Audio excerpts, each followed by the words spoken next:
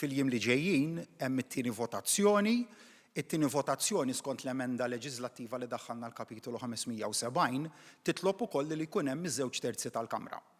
Jekk dakinhar il-vot ma jkunx hemm favorih iż-żewġ terzi tal-Kamra u m'hemmx ħsieb li jinbidel l-isem tan-nominat, allura t-tielet votazzjoni mbagħad issir b'maġġoranza sempliċi. Li nista' ngħid imma rilevanti ferm kif waqt id-dibattitu dwar il-mozzjoni tal-ħatra tal-Prim Imħallef Emeritu Joseph Azzopardi biex jokkupa l-kariga tant importanti ta' kummissarju għall-standards, assistejna l-oppożizzjoni li ma ġabitx argument wieħed li hu wieħed validu biex tissostanzja il-vot tagħha kontra l-ħatra tal-imħallef Joseph Azzopardi f'din il-kariga. Kien diskors min-naħa tad-diversi membri tal-oppożizzjoni illi jkun surreali li inti ivvotaw kontra ma' raġuni plawsibbli waħda għal dak il-vot tagħhom baqgħu sallum il-ġurnata wara li issa ilna xhur niddibattu din il-kariga, baqgħu ma tawx ilna xhur niddibattu din il-kariga. Nfakkar li kelli ftehim li kien wieħed ċar u espress mal-kap tal-oppożizzjoni li fil-kariga ta' ombudsman jinħatar l-imħallef emeritu